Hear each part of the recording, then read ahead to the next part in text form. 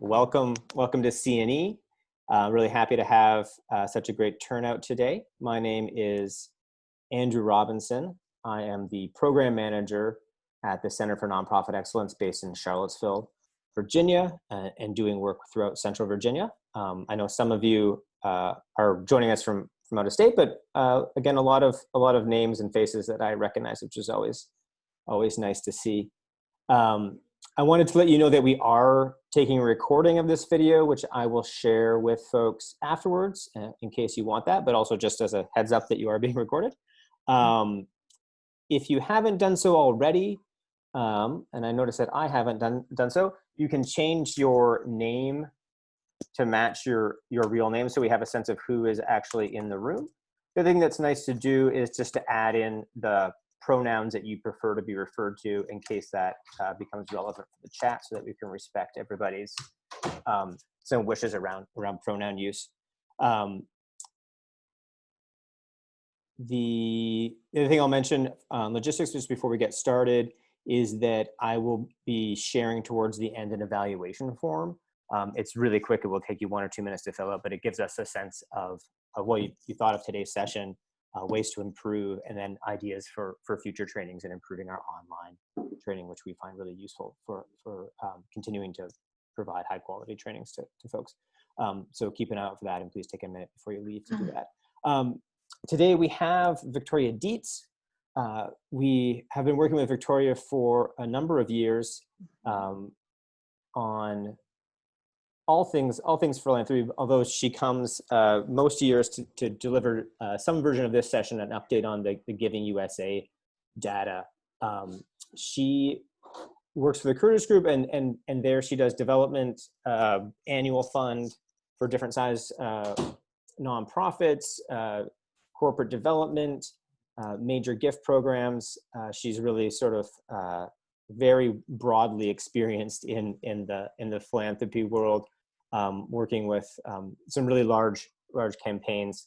So she brings a really incredible wealth of experience, and I can say from my experience, a really nice presence and personality, and gives a nice face to the numbers, and brings warmth. So again, we're really happy to have Victoria joining us in this slightly less than ideal setting, but again, I hope you all enjoy the session today. We will take questions throughout via the chat function. So if you want to add those in there, I'll keep track of them, and then we'll have more of a conversation towards the end of the session. Great. Thank you so much, Andrew. It's great to be with you all today. As Andrew mentioned, maybe in a less than ideal setting. I'm used to being with you all in beautiful Charlottesville, Virginia, but very happy to be with you virtually today. I'm really excited about this topic for a couple of reasons. We're of course going to dig in and talk about the Giving USA data. It's always important to have those numbers as a fundraiser, but we're, I think maybe this year even more importantly, going to talk about what to do with that and what it means in our current climate, and what we are recommending to our clients and really anyone who reaches out to us, how to move forward in these. I think we've all decided that uncertain is the most most overused phrase of 2020, but in these uncertain times. So with that, I'll jump right in. Many of you are familiar with us. We are the Curtis Group.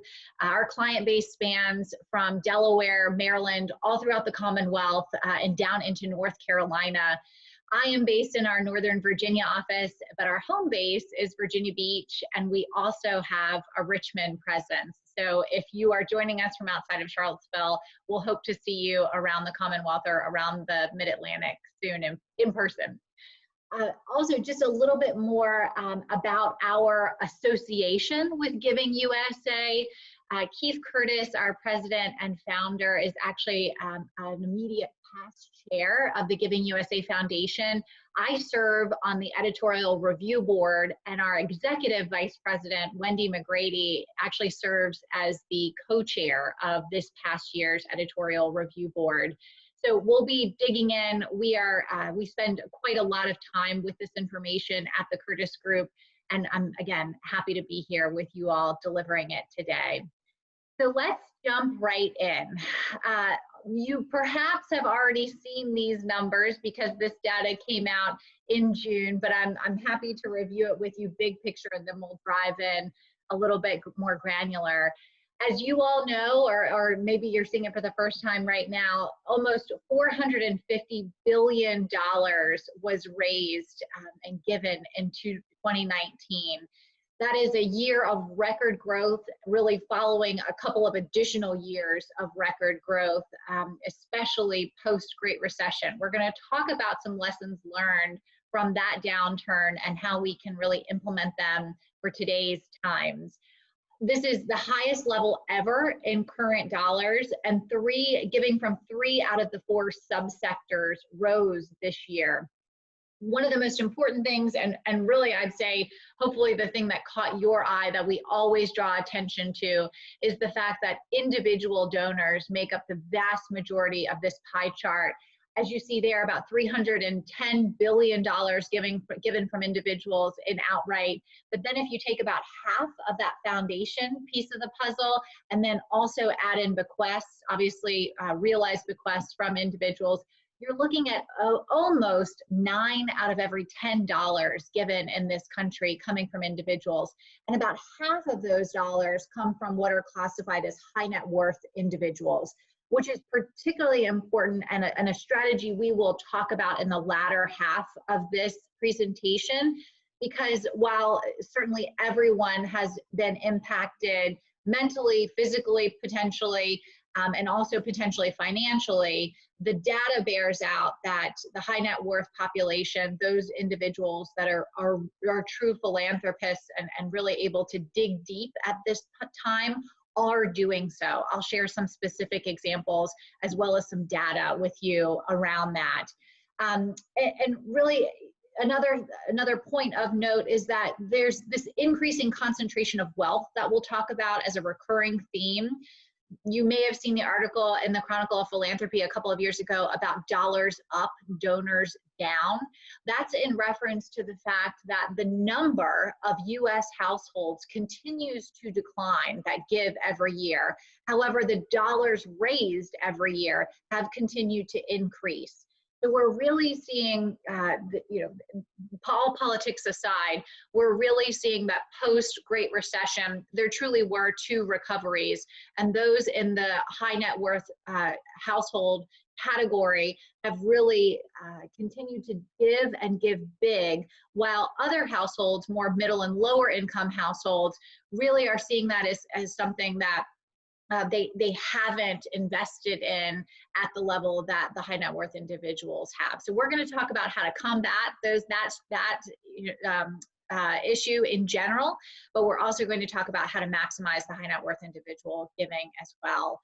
Along with this trend of high net worth donors really driving philanthropy in America is growth in this foundation. You'll see foundation piece of the puzzle. You'll see about 17% of the dollars last year came from foundations, and that is really a remarkable growth. Over the last 15 years, we've seen a 6 or 7 percentage point increase there. And again, that's primarily due to high net worth individuals. You read the headlines out of California, with gifts that start with a B going into either donor advised funds or community foundations, or with high net worth individuals starting their own family foundations. So that is a piece of the puzzle that does continue to increase, but it's not really those institutional foundations that we may think of or private foundations. It really is individuals driving that growth in that region. So let's talk a little bit about trends. What drives giving in this country? We always talk about the fact that the economy is really the best indicator of giving. We'll get to 2020 in a minute. So I want to take a look back at 2019 and talk about why we hit almost $450 billion. As you see, a lot of green arrows on this page, right? So disposable personal income was up, GDP was up, and then probably most importantly in terms of an indicator that we can directly point to, and I'll show you an example of this specifically in a moment, The S&P, the stock market performance, performed really very well in 2019 after what was a pretty rocky fourth quarter in 2018, up almost 30% for the year. So that is astronomical in terms of growth percentage. And we'll talk a little bit about what the market's doing now as well. But really, it is all about the economy when we're talking about giving in this country. And while the market certainly in March and in April was very troubled in this year, thankfully, while it hasn't necessarily, I wouldn't use the word stabilized yet because we are still seeing some market volatility, it has taken many, many steps back towards recovery and really is almost there if you look at it on an average versus on a daily basis. Let's take a look now at really the changes in giving by source. We've talked a little bit about that in terms of who's really driving the dollars in this country. When we're looking more closely at, oh, and I should point out to you all that you'll see two colors on this graph. The gold color is year over year 17 by 18, and the blue color is really what we're talking about today. That's year over year growth from 18 to 19. You can see that every single category had growth. Bequests tend to be fairly volatile, so you'll see a slight growth there, but last year we were talking about a 10% increase year over year. That's because, just to be candid, it depends on whose estate, who passes and whose estate is settled in that calendar year. So obviously there were a significant number of large estates settled in the 18 reportings. Corporations, this is a big growth year. Obviously, last year was for corporate giving, up 13.5%. That's directly tied to corporate pre-tax profits. CECP, which is the organization that really tracks corporations and their giving and trends, did an evaluation on giving and saw that it was fairly evenly split. Not shocking there by any means. But about 22% of corporate giving went to education, about another quarter of it went to community and economic development, and then another 20+% went to health and social services. We're really seeing corporations take a more strategic look at their giving. One thing to consider is that a significant number counted here are gifts in kind, so time value is something that we're always tracking with corporations. But they're really becoming savvier investors and wanting to have more of a partnership relationship with the nonprofits that they're funding. We're going to talk specifically about some 2020 realities on the ground when it comes to foundations and corporations in a couple of slides. Let's look now at giving by sector. There really wasn't any, so this is where the dollars went, right? So there really weren't any major shifts in terms of market leaders for giving by sector. Religion continues to be the biggest piece of the puzzle, although if we were looking at a report from 40 or 50 years ago, you would see that religion at that point traditionally made up about 50% of this pie chart. And while the dollars given to religion continue to go up year over year, its percentage of overall giving continues to decrease. That is most often tied to the fact that attendance in houses of worship continues to decline. Education, again, in the number 2 spot, followed by human services.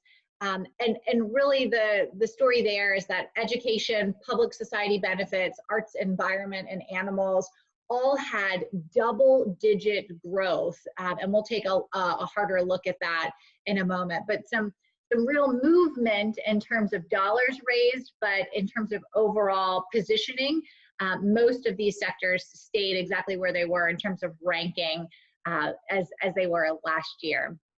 So this slide here really takes a look, a deeper dive into giving by sector. So as I mentioned, giving was up in 8 out of 9 sectors. Religion, the slower growth, again, same color coding here, 17 and 18 is in that gold color. What we're looking at for today's purposes is in blue. You can see really just off the charts in terms of education, public society benefit, arts and culture, and environment, banner years for those organizations. When we talk about recovery after the Great Recession, we talk about donors returning to what are called their pre-recession passion projects. So donors, as we all know, and we'll talk about this trend more in a moment, during the Great Recession really focused away from those passion projects and directed more dollars into health and human services. So we saw growth in that sector during the Great Recession.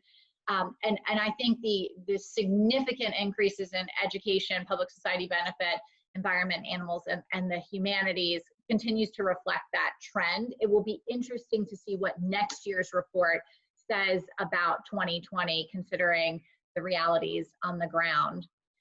This is an indicator really about how giving is in fact tied to the health of our nation, the health of our economy. As you can see in the yellow, those are years of inflation-adjusted dollars in recession. So you can see that really, despite the fact that every 10 or so years we have a significant economic blip traditionally, going back to the Great Recession, also the dot-com burst, the savings and loan crisis in the 80s, you can see that giving does traditionally take a dip. Although what I want to emphasize here is that giving doesn't fall off of a cliff. I had one, I'll not forget this, my whole career, I think I'll be telling this story. I had one former client give me a call when we were seeing really the market crash and wanted to know if they should anticipate a 20, 30, or 40% drop in national giving this year. We were gearing up for some presentations around Giving USA. And our take was, well, certainly no one has a crystal ball. Those are not numbers that we have. That would be absolutely unprecedented. And I think the generosity of Americans over the last couple of months has demonstrated that in fact will not happen. While we did see 6 and 7 point drops during the Great Recession, the real story here is that shortly after that tough time, giving reached record numbers. And I think that's something that we have to be very much glass half full on as we look towards recovery out of this current economic and health crisis. So let's take a little bit of time to talk about where we are now, and then we'll talk about what we're seeing and what we're recommending. So as you all know, because we're all living it day to day, 2020, in terms of projections, there's some early outlooks. If we were looking at the first quarter of this year, we would have been projecting another record year for giving, a tremendous amount of momentum, and then it really, everything in life came to an absolute screeching halt. So we are really looking at it at the Curtis Group as really this endurance phase. So what are organizations doing that are going to be able to weather this storm? Those that are positioned best right now are the organizations who 10, 15, 20, 30 years ago decided to invest and put aside dollars into either endowment or into reserves. We'll talk a little bit more about the importance of those when we get to what we're recommending. So the organizations, obviously from a cash flow perspective, that had that cushion are a little more comfortable than those that don't. Obviously, that's common sense. But what we are recommending is that all organizations, regardless of your cash flow position, continue to reach out to donors, continue to communicate what we're calling your COVID-19 case for support, continue to ask. And really get creative on cultivation and stewardship. I'll give you some good examples of that in just a bit. Obviously, as I mentioned, this is not just an economic crisis. This is an economic crisis. This is a health crisis. Obviously, there's still a considerable amount of uncertainty. But lessons learned in terms of previous downturns show us that organizations that continue to be visible, continue to have conversations with their donors, are the organizations that are best positioned to take advantage of what will eventually be a significant recovery. So we'll talk a little bit about that in a minute. Obviously, I think this goes without saying, but I think we're all working so hard right now that it bears saying. You know, nonprofits in Virginia, in the country, will play a significant role in our recovery as a nation, and then moving past that, even our resilience. Some interesting data that came out of this year's Giving USA report is that 86% of millennials and Gen Z say that nonprofits are really needed to help solve the world's biggest challenges. They have a significant level of trust in this sector. And that's up from, if you were to poll boomers and silent generations, that's a statistical difference in terms of generational thought around the nonprofit sector and their role in the community. So we've got a bright future ahead of us as a nation, undoubtedly, and we as the nonprofit professionals and fundraisers are going to be very much a part of that engine that gets us out of this time. So let's talk a little bit about really what we are, oops, excuse me, I'll go back one. Let's talk a little bit about some of those lessons. As we've talked about, giving dipped, and then as I showed you on that graph, pretty quickly, although those of us that lived through it, it didn't feel very quick, but you know, if you look at it on a long term, fairly quickly rebounded to highest levels of giving on record. And most important thing to remember is that even during significant downturns, and the market obviously was unstable for longer during the Great Recession, over a longer period of time than we saw for just the second and third quarter of this year. During that time, donors continued to give to those organizations that had taken the time to build relationships with them. That means that organizations that stuck their heads in the sand, so to speak, because they were scared to talk to their donors because of what was happening in the economy, were again not well positioned to take advantage of the recovery. They very much had to be in the rebuilding phase when the economic recovery and the giving recovery happened. So if you take nothing else away from this conversation today, please take away that you've got to continue to ask and have meaningful relationships with your donors. As I pointed out, the human service sector really saw an increase in giving during the Great Recession, but after that, donors, particularly high net worth donors, did return to what we're calling those pre-recession giving habits. So let's talk a little bit about what we are seeing on the ground today. There's some anecdotal information in this section, and obviously also some data compiled from our experience over our 31 years as a firm, and then also drawing upon the experience of our current and past clients. Let's talk a little bit about just in general giving during a crisis. As I've said several times through this presentation, we know that high net worth individuals will still give during this time. Even though unemployment is up significantly, the stock market, from which most high net worth retiree, wealthier families will draw from, has rebounded. And again, I hope soon I'll be able to say stabilized and truly recovered.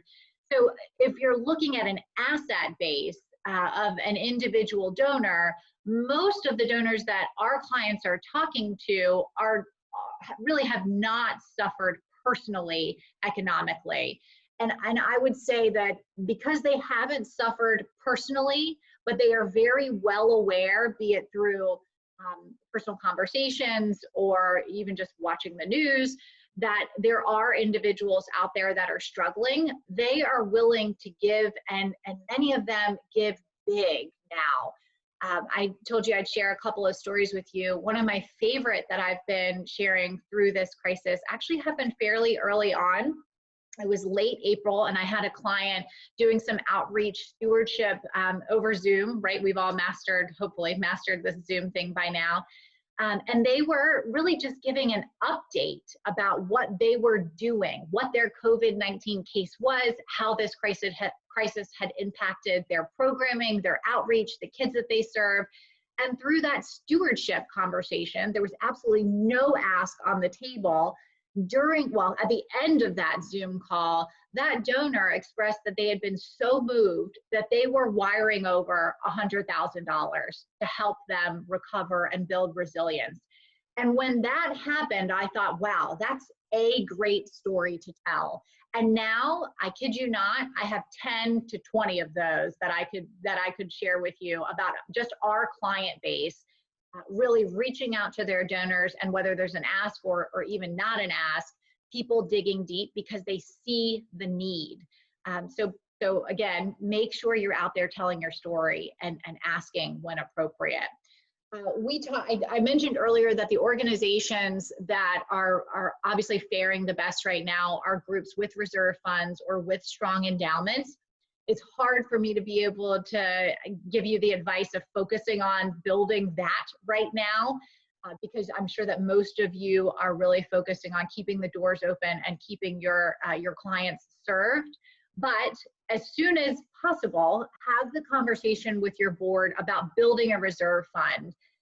There's a lot of data about what the right level of overhead is for a nonprofit, or how profitable we should or shouldn't be in the sector. But the reality is that just like any other business, your nonprofit has to have operating reserves. And this time that we're in is a perfect example of why. But it doesn't even necessarily need to be this tragic, right? It could be a natural disaster. It could just be the next economic downturn. There are, laundry lists of reasons why building a reserve or endowment fund for your organization is the right thing to do, even if you are a small nonprofit. Backing ourselves mentally away from this, what we call the starvation cycle, I think I'm really hoping is one of the most important lessons learned that comes out of this tragedy and out of these challenging times.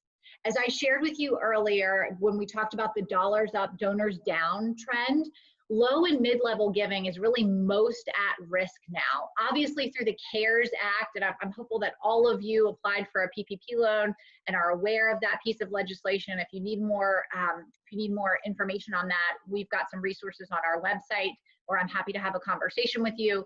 But we all know about that $300 universal charitable deduction that was a part of the CARES Act. If you don't, again, Google it or call me and I'll tell you about it. We're coaching our clients to really think about using that for their low and mid-level donors in their end of year appeals. So right now, a $300 tax credit come next April doesn't feel very real to a low or mid-level donor, especially if they potentially are having issues at their job, certainly. So make sure that you're communicating that, but our recommendation will be to communicate it at the end of the calendar year as you move into your year-end ask, because by that time, tax time doesn't feel quite as far off. Also thinking about ways to get these low and mid-level gifts more established and increased. Think about monthly giving. I've got a lot of clients right now that have actually been issued challenges from some of their most loyal donors around acquiring recurring gifts. So I've got one client down in the Outer Banks of North Carolina. They're a little engine that could. We ran their very first campaign ever for them a couple of years ago. They knocked their $1 million goal out of the water. They're human services, small budget, and they had a donor call them during this crisis and say, hey, we've got to stabilize the annual fund. I just read an article about one of the best ways to do that is through recurring giving. Thankfully, the individual was right about that as a trend that is meaningful. And he said, I'll give you $50,000 if you can acquire 50 new recurring or monthly gifts. So they're running a 50 for 50 campaign. Obviously, that's an incredibly generous gift. I think you could do that with a much lower level challenge. But think about that, during this time where acquisition and retention are very important, especially retention, think about monthly giving as an opportunity there. Obviously, we know the sectors are not being impacted equally. When we talk to our performing arts clients, that's a very different conversation from when we talk to our human service clients. But the bottom line is that no matter what sector you're in, your donors want and need to hear from you. And I had one client, I was on a call earlier today, they are unfortunately projecting a 20% dip. The way that in which they raise their dollars is really reliant upon a big broad-based push for low to mid-level gifts towards the end of the year. And they're projecting a 20% decline. And I think they were hesitant to be talking to their bigger donors, their larger, more significant donors about that projected decline. And my take is that that's one of the pieces of information that you should be sharing the loudest, because they do real work. They are going to help families and children emerge from this crisis. And the fact that their need is going to skyrocket, but their budget is going to potentially dip 20%, that's a call to action for a major donor. So we're working through that with them. But again, it's all about communication and regular and meaningful communication.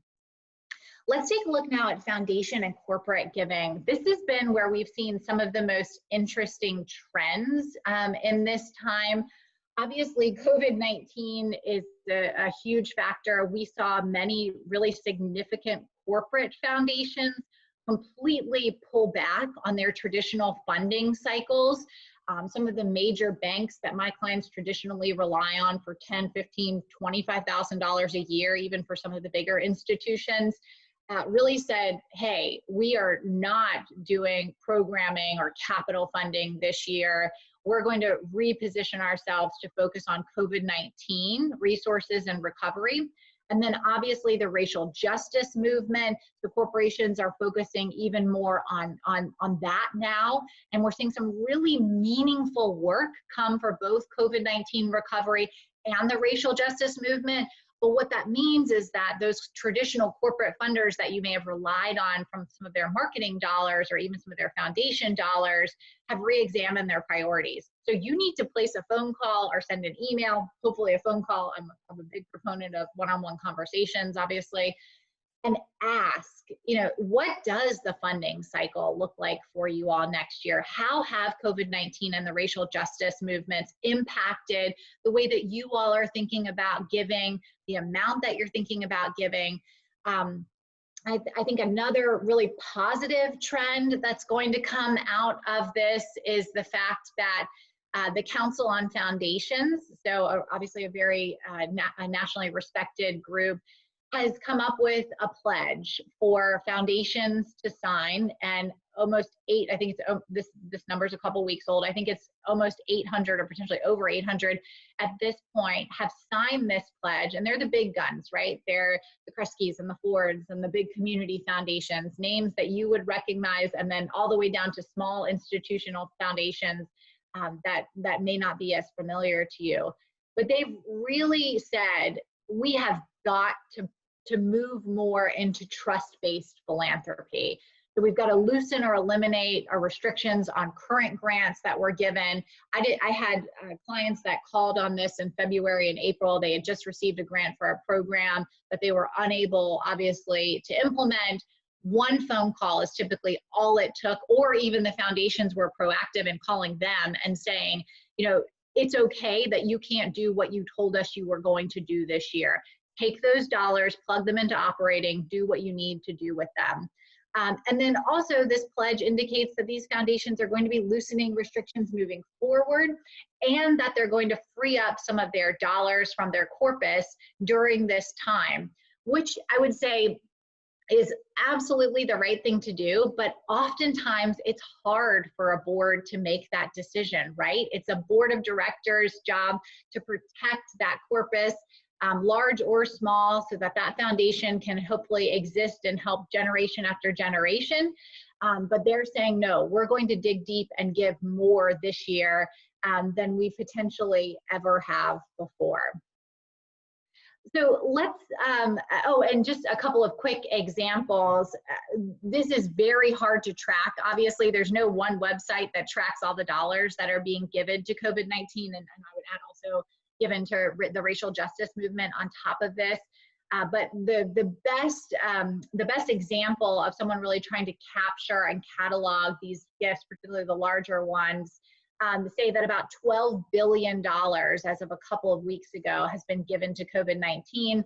You'll see some big names on this list, but even if you're not applying to Gates or Google anytime soon, I'm confident that there are foundations or corporations that you're working on that have pivoted their giving towards COVID-19 recovery. And I think at first it was about PPE and it was about keeping the doors open, but now we're seeing foundations in particular pivot more towards, well, certainly they're still investing in PPE and protection and cleanliness, that kind of sterilization. But now we're also seeing them being willing to get creative around virtual programming. We work with a fair amount of small nonprofits that they've got to be with those kids in order to make their impact, right? You know, anyone from a First Tee to a YMCA to a United Way. And really we're seeing foundations being willing to get creative in terms of what they're willing to fund so that those institutions can A, remain relevant, but also B, so that those kids can be served. So again, that's why we need to have the conversations with our potential funders. Donor advised funds, we can never do a trends presentation or really a Giving USA presentation without talking about the importance of donor advised funds. They actually significantly grow during times like these, particularly when the market is strong, because most of the dollars that go into donor advised funds are actually from appreciated securities. Fidelity is the biggest gun on the block, so to speak. They actually, if you all remember back a couple of years, the Chronicle of Philanthropy put out a report really ranking the nation's largest 501c3s by how big they are and also how much they raise on an annual basis. That #1 spot used to always go to United Way nationally. And then several years ago, Fidelity actually took that spot from them. Since then, the Chronicle of Philanthropy has recategorized how they track the biggest fundraisers in the country and have taken out donor advised funds. So Fidelity, Schwab, Vanguard, they're no longer counted on that list. But if they were counted on that list, they would take, I think it's 5 out of the top 6 slots. Fidelity raises, over $6 billion a year. The numbers are absolutely astounding, truly. Donor advised fund sponsoring agencies right now are probably seeing an influx of dollars because of the market strength. But from the communication standpoint, they are really encouraging their fund holders to increase giving. So time will be what tells whether or not this was an impactful marketing message from these sponsoring agencies, but they're really calling upon their donor advised fund holders to dig deep and give more money now than they traditionally would. Early results indicate that people are actually responding to that.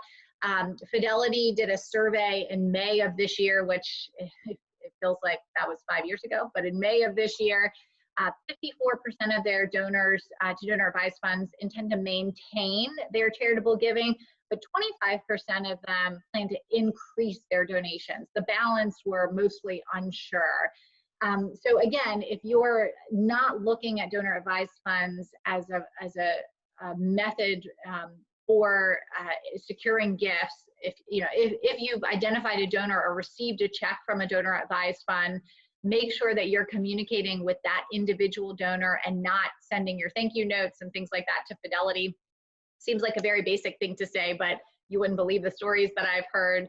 Make sure you're stewarding these donors and make sure that they are high up on your to ask list, because by having a donor advised fund or a family foundation, these are individuals that have really flagged the fact that they intend to be philanthropic in the long term, and also flagged the fact that they have a charitable asset base from which to pull from. So even if they are, let's say, in the restaurant business, so I think that's one industry we can all agree it'd be really hard to go and solicit a restaurant owner or maybe an owner of a conglomerate of restaurants. But if they have a family foundation or a donor advised fund, those dollars are already set aside for charitable giving, right? So make sure that you're still talking to people, even if they're in troubled sectors that you know or think might have a donor advised fund or a family foundation, because those are their growth is often tied to the market, so that account is probably performing pretty well, and they would probably like to continue to be able to give back to their community, even if it's challenging times for them personally. So one of the biggest questions, if we were back a year or two ago, that we would get when doing a trends presentation or Giving USA presentation is, how do we anticipate the Tax Cut and Jobs Act to impact giving?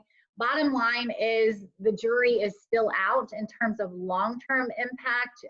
We do think that this legislation will continue to contribute to that dollars up, donors down piece that we talked about, where the number of American households that give, we unfortunately do anticipate that trend to continue. But all of that said, this was the first real test of how this legislation impacted giving. And while some early reports coming out of some firms in New York, once this legislation was announced, were saying that it would cost, you know, nonprofits in the country $25 to $35 billion the first year that it was enacted, and we just didn't see that. Certainly there is the potential that had this not been enacted and there were continued to be the same number of itemizers, potentially giving would have been higher. But again, giving certainly did not fall off a cliff, as some people were fearful that it would. Some interesting data though around this: the number of itemizers in the US went from 31% to 13%. So as I talked about the CARES Act and that $300 universal deduction, that $300 universal deduction is targeted and useful to non-itemizers, which now make up the vast majority of the American public. So that's a dollar for dollar credit on their taxes. So again, as you think about monthly giving, building that low to mid-level donor base, that could be a very useful tool, because that is, I'll say it again, for non-itemizers. Obviously the PPP program, I mean, an absolute lifeline for many organizations, especially for those without significant reserves. And one note, I actually was just prior to this webinar on a call with a client in Maryland who was asking me, you know, what are they thinking of doing around the universal deduction for next year? And my comment back was that there are people working diligently to actually see this increase, to make it permanent, so not a part of the CARES Act, but to make it permanent and also to increase it. There are several legislatures, most notably Chris Coons out of Delaware, who are really pushing for a larger, the number on the table is a $4,000 universal charitable deduction. There's as you can see in the call out box, there was a 2019 study by Wharton that indicates that a 25% tax credit for non-itemizers would boost giving in this country by an additional $39 billion.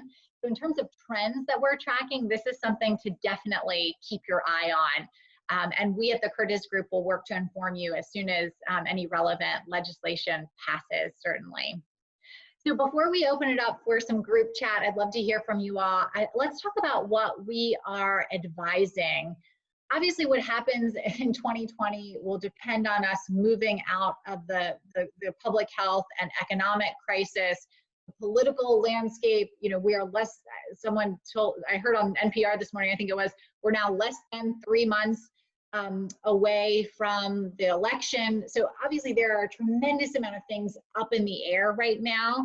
But bottom line, as I've said time and again throughout this presentation, you can't allow these times to paralyze you as an organization. In fact, it's got to do the exact opposite.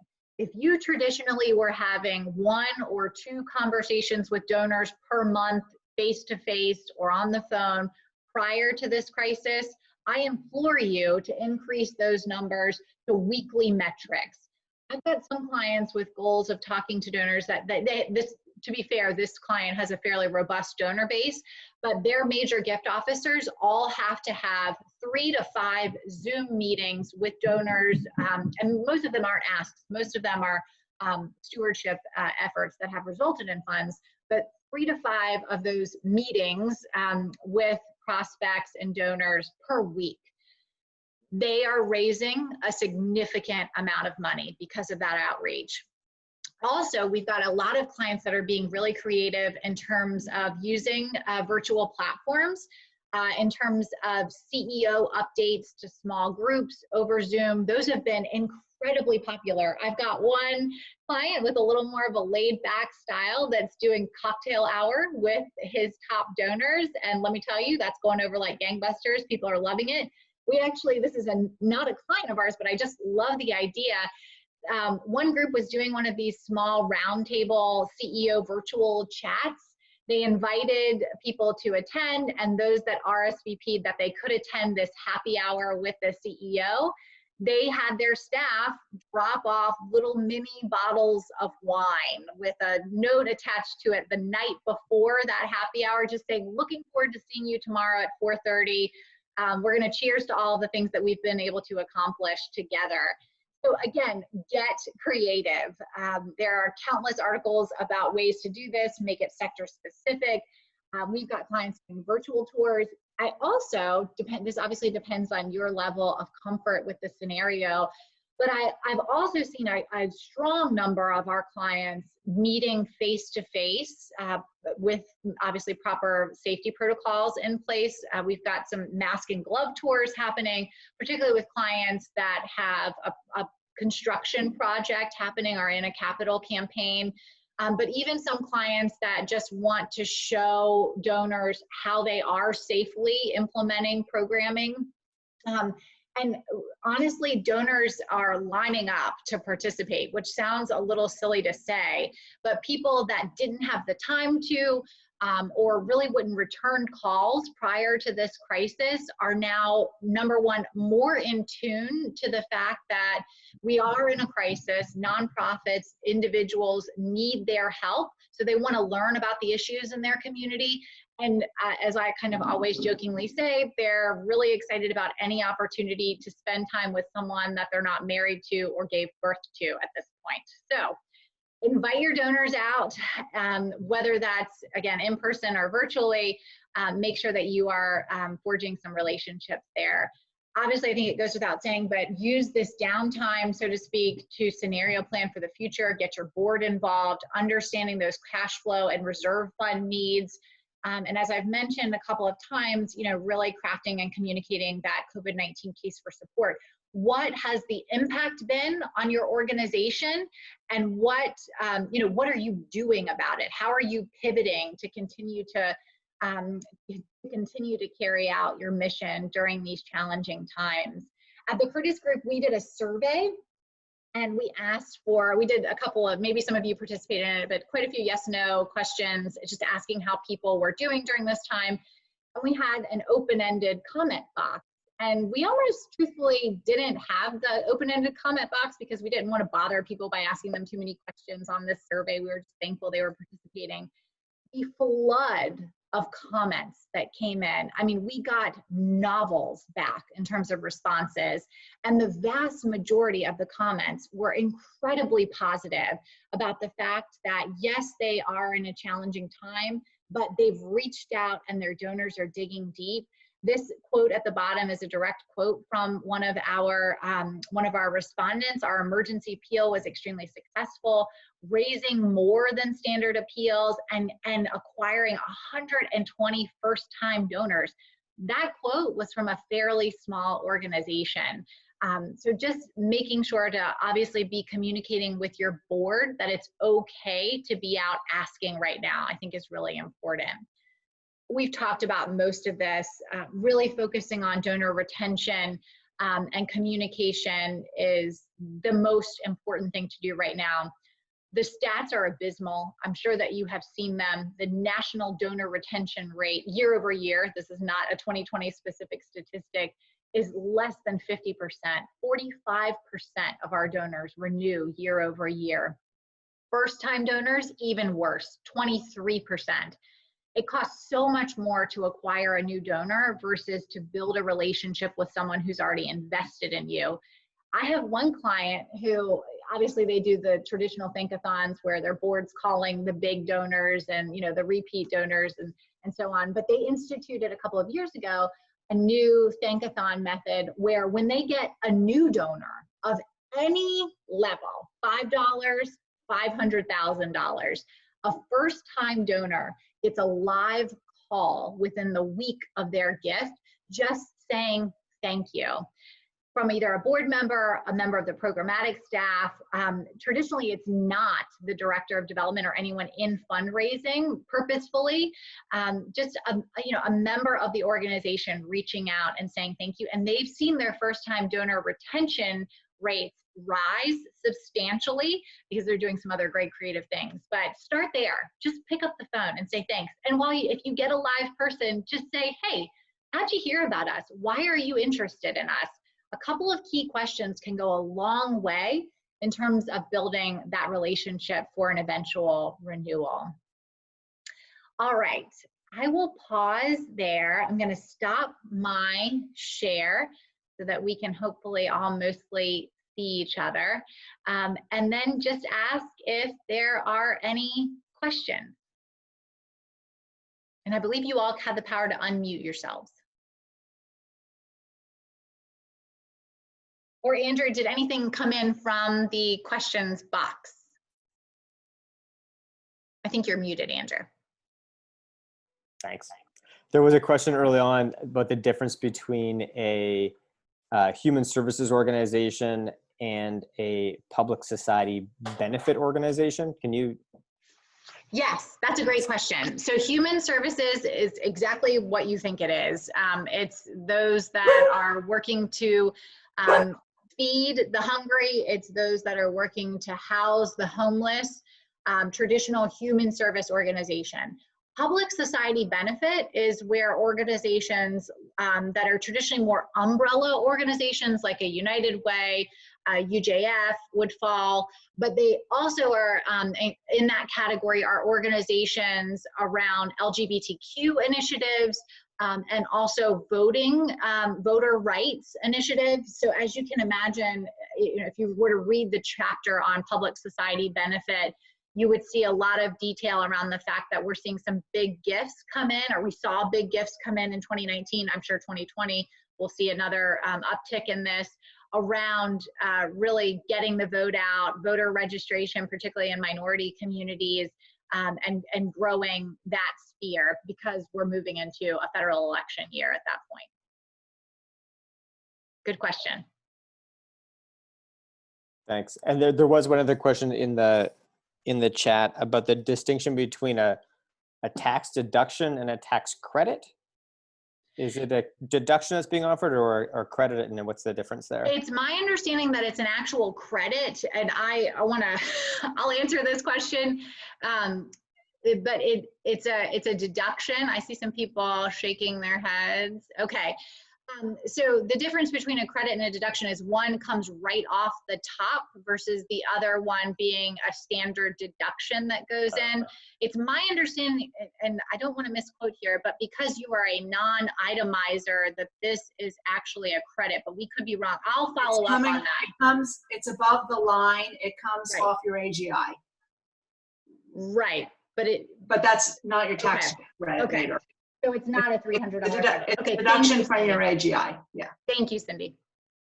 We haven't dug deep with a lot of clients on this piece yet because, as I mentioned, we're kind of looking at that as a year-end strategy, but I appreciate that.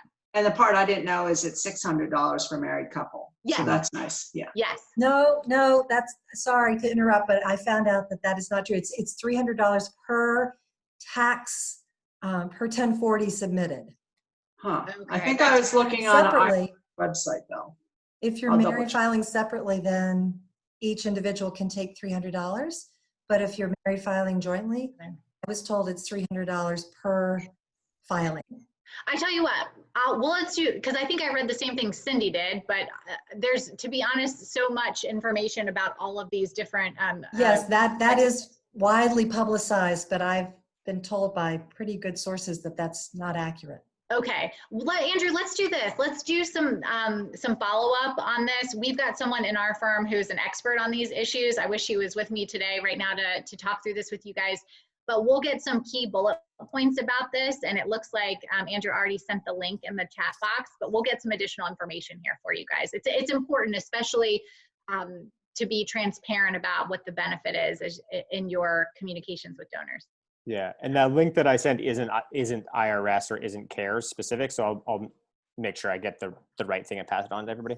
Okay, we'll follow up. So on one of your charts, the one that had the percentages, I think it was 12% going to gift-giving foundations, which I assume are the same as the donor advised funds. And that seems like a significant amount to not be able to include 12% in the other categories. Like religion's dropping, but how many people are using their Fidelity donor funds to do their tithing? So really, having a 12% bracket takes away from all the others.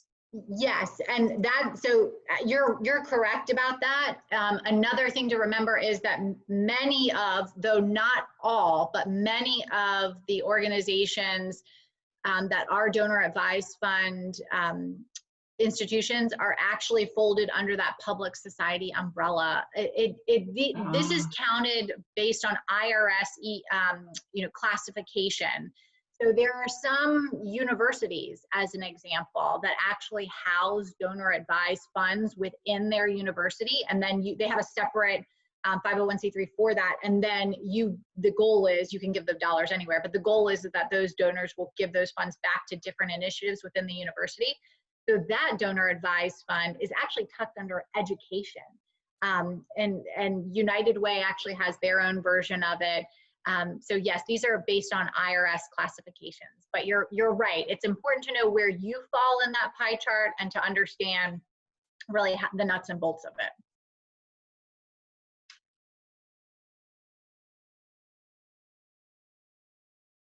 And are you able to share the some version of the report, or do you have a one page or something that you're able to share? Yeah, I tell you what, I'll get you all a handout version of our slide deck, and we also share with our clients what's called a Giving USA tip sheet that's actually produced from Giving USA for the 2019 year. So I will absolutely make sure that Andrew gets that over to you as well.